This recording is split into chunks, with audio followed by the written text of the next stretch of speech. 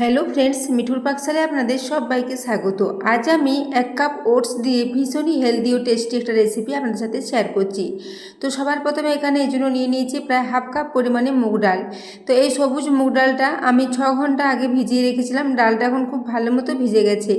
ডালটা ভিজিয়ে রাখার সময় যদি হাতে কম থাকে সেক্ষেত্রে 2 থেকে 3 ঘন্টা ভিজিয়ে নিলেও ডালটা খুব ভালো মতোই ভিজে যাবে।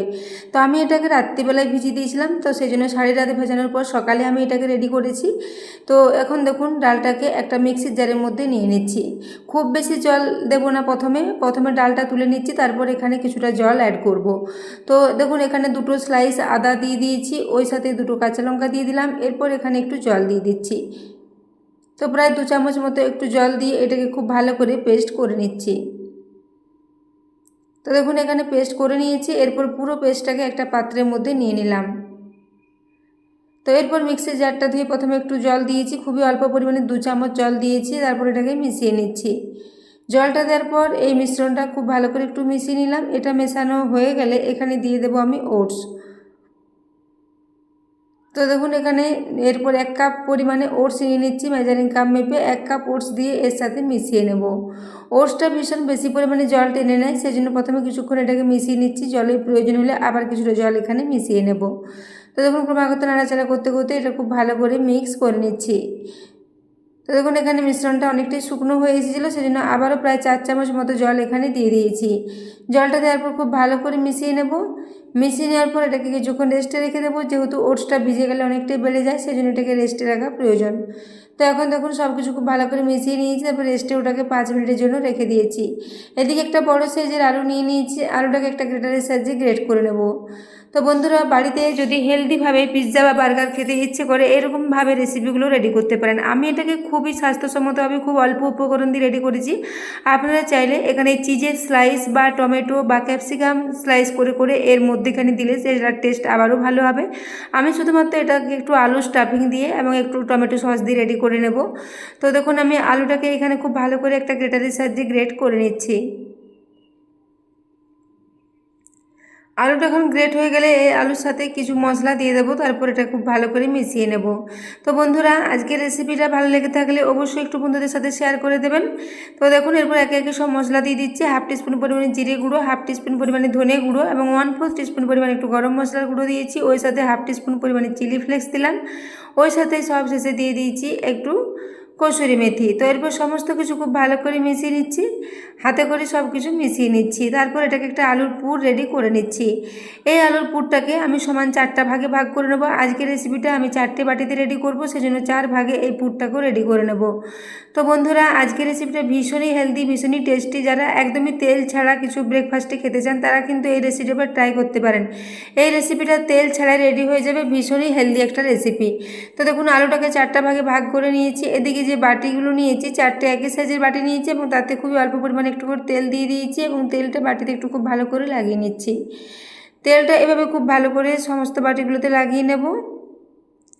তো তেল লাগিয়ে নিয়ে পর বাটিগুলো একটু সাইডে রেখে দিয়েছি। এখন দেখুন মিশ্রণটা 5 মিনিট পর ঢাকাটা খুলে নিয়েছি। এখন দেখুন এটা কতটা ঘন হয়ে গেছে, ওটসটা জল টেনে অনেকটাই ঘন হয়ে যায়। তো এইভাবে আমি এখানের উপর কিছুটা টক দই মিশিয়ে নেব, তাহলে মিশ্রণটা অতটা ঘন থাকবে না, কিছুটা পাতলা হবে। তো সেজন্য আমি এখানে 4 চামচ পরিমাণে টক দই দিয়ে দিচ্ছি, বড় চামচে 4 চামচ টক দই। আমি এটা বাড়িতে থাকা ফ্রেশ টক দই দিয়েছি। তো দেখুন দইটা দিয়ে দিলাম, তারপর এখানে স্বাদ মতো লবণ দিচ্ছি,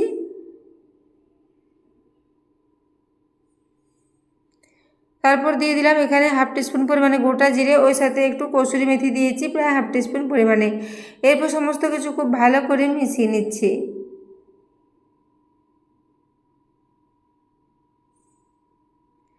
তো ক্রমাগত দেখুন এটাকে খুব ভালো করে নাড়াচাড়া করে মিশিয়ে নিচ্ছি। মিশ্রণটা দেখুন মিশ্রণটা এখন অনেকটাই পাতলা হয়ে গেছে, আগের মতো আর অতটা ঘন নেই। এইভাবে মিশ্রণটাকে রেডি করে নিয়েছি। তো ব্যাটারের কনসিস্টেন্সিটা দেখেই বুঝতে পারছেন এরকম পাতলা মতো একটা ব্যাটার রেডি করতে হবে। তো এখানে হলুদ গুঁড়োটা দেওয়া হয়নি, সেই জন্য কিছুটা হলুদের গুঁড়ো দিয়ে দিলাম। হলুদ গুঁড়োটা দেওয়ার পরও খুব ভালো করে সমস্ত কিছুর সাথে মিশিয়ে নেব। এরপর সবশেষে এখানে দিয়ে দিচ্ছি প্রায় 1/4 টিস্পুন পরিমাণে একটু বেকিং সোডা। বেকিং সোডাটা দেওয়ার পর খুব ভালো করে মিশিয়ে নিতে হবে। এটা ক্রমাগত চামচে করে খুব ভালো করে নাড়াচাড়া করে মিক্স করে নিচ্ছি।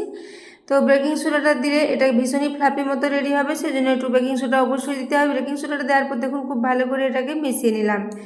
এইভাবে এটাকে রেডি করে নেব। তারপর ওই যে বাটিগুলো তেল মাখিয়ে রেখেছি সেই বাটিগুলোতে প্রত্যেকটাতে কিছুটা করে ব্যাটার নিয়ে নেব। তো ব্যাটারের কনসিস্টেন্সিটা দেখুন অনেকটাই পাতলা আছে, এরকমই একটা ব্যাটার আমাদের রেডি করতে হবে। তো এদিকে দেখুন বাটিগুলো নিয়ে নিয়েছি, প্রত্যেকটা বাটিতে প্রথমে 3 চামচ করে এই ব্যাটারটা দিয়ে দিচ্ছি।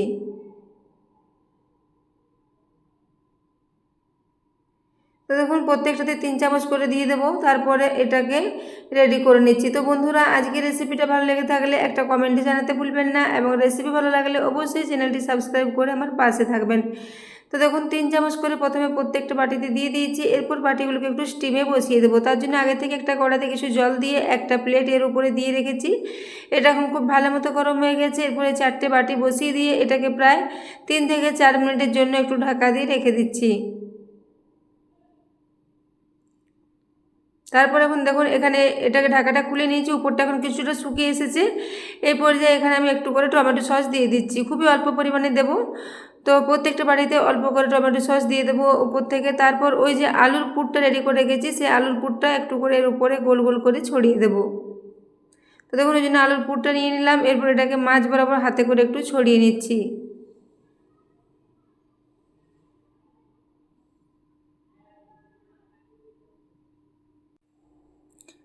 এইভাবে আমি দেখুন প্রত্যেকটা বাটিতে আগে আলুর পুরটা দিয়ে দিচ্ছি, তারপর ওই যে কিছুটা ব্যাটার বেড়ে গেছে সেই ব্যাটারটাকে উপর থেকে দিয়ে এগুলোকে একটু ঢাকা করে দেবো।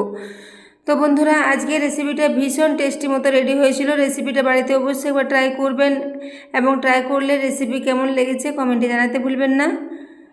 তো দেখুন এইভাবে আমি একটু আলুর টিকিয়ার মতো করে এগুলোকে বসিয়ে দিচ্ছি মাছ বরাবর। এইভাবে আলুটা দিয়ে দিচ্ছি, তারপর উপর থেকে ব্যাটারটাকে একটু করে দিয়ে দেব। তার আগে এখানে আমি উপরে আবার একটু করে টমেটো সস দিয়ে দিচ্ছি যাতে টেস্টটা ভালো লাগে। আপনারা চাইলে আপনাদের পছন্দের মতো যে কোনো ধরনের চাটনি এর মধ্যে দিতে পারেন, এবং এর উপরে আপনারা একটু পনির গ্রেট করে দিতে পারেন বা চিজও গ্রেট করে দেওয়া যায়। তো আমি আজকে এটাকে খুবই হেলদিভাবে খুব প্লেনভাবে রেডি করেছি, খুব অল্প উপকরণ দিয়ে, যেগুলো সাধারণত আমাদের বাড়িতে থাকে। তো এইভাবে ওটস ও মুগ ডাল দিয়ে এই হেলদি রেসিপিটা বন্ধুরা অবশ্যই বাড়িতে একবার ট্রাই করবেন। তো দেখুন এরপর আমি ব্যাটারটা দিয়ে এগুলোকে একটু রেডি করে নিচ্ছি।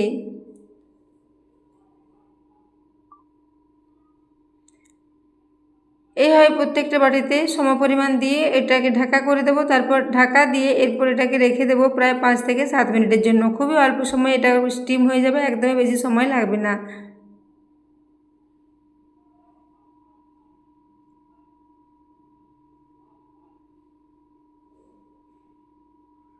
তো তারপর দেখুন উপর থেকে কিছুটা করে কুচনো ধনেপাতা ছড়িয়ে দিয়েছিলাম, এবং এরপর ঢাকা দিয়ে এটাকে প্রায় আমি 8 মিনিট মতো রেখে দিয়েছিলাম। এখন দেখুন উপরটা খুব ভালো মতো শুকিয়ে গেছে এবং অনেকটা ফুলে গেছে। এরপর এগুলোকে গ্যাস থেকে একটা প্লেটে নামিয়ে নিচ্ছি, তারপর এটাকে কিছুক্ষণের জন্য একটু ঠান্ডা করে নেব। এটা ঠান্ডা হয়ে গেলে বাড়ি থেকে এটাকে একটু ছাড়িয়ে নেব। তো দেখুন সেই জন্য প্রথমে একটা ছুরির সাহায্যে একটু গোল করে ঘুরিয়ে নিচ্ছি, তাহলে খুব সহজে এটা হাতে উঠে আসবে। তো দেখুন খুব সহজে এটা হাতে উঠে এসেছে এবং ভীষণই স্পঞ্জি মতো এগুলো রেডি হয়েছে। তো বন্ধুরা আজকের এই সম্পূর্ণ নিরামিষ পদ্ধতির রেসিপিটা আপনাদের কেমন লেগেছে অবশ্যই কমেন্টে জানাবেন, এবং রেসিপি ভালো লাগলে একটা লাইক করতে ভুলবেন না। তো দেখুন প্রত্যেকটা বাটিতে এভাবে একটু এগুলোকে ছাড়িয়ে রেডি করে নিচ্ছি। তো তেল ছাড়াই বন্ধুরা আজকে রেসিপিটা রেডি হয়ে যাবে। আপনারা চাইলে এটাকে এইভাবে বাটি থেকে ছাড়িয়ে নেওয়ার পর একটু তেল দিয়ে ভেজে নিতে পারেন, কিন্তু আমি এটা এমনিতেই বাড়িতে থাকা ফ্রেশ টক দইয়ের সাথে সার্ভ করে দিয়েছিলাম। এটা খেতে ভীষণই টেস্টি মতো রেডি হয়েছিল। তো দেখুন এরপর আমি এগুলোকে এভাবে ছাড়িয়ে নিলাম।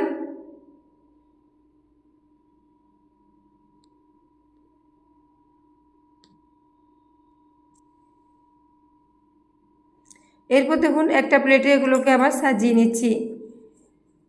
তো এরপর আমি আপনাদের একটা কেটে দেখিয়ে দিচ্ছি। দেখুন উপর থেকে দেখিয়ে বোঝা যাচ্ছে কতটা জালিদার মতো এগুলো রেডি হয়েছে, এবং ভেতরে আলু স্টাফিং দেওয়ার জন্য এর টেস্টটা অসাধারণ হয়েছিল।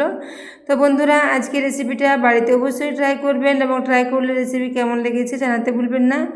তো দেখুন এরপর একটা আপনাদের কেটে দেখিয়ে দিলাম।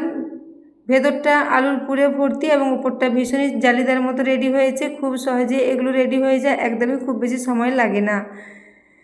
তো বন্ধুরা আজকের রেসিপিটা এতক্ষণ পর্যন্ত দেখার জন্য আপনাদের অশেষ ধন্যবাদ। আবারও চলে আসবেন নিত্য নতুন কোনো রেসিপি নিয়ে। ততক্ষণের জন্য সবাই সুস্থ থাকবেন, ভালো থাকবেন।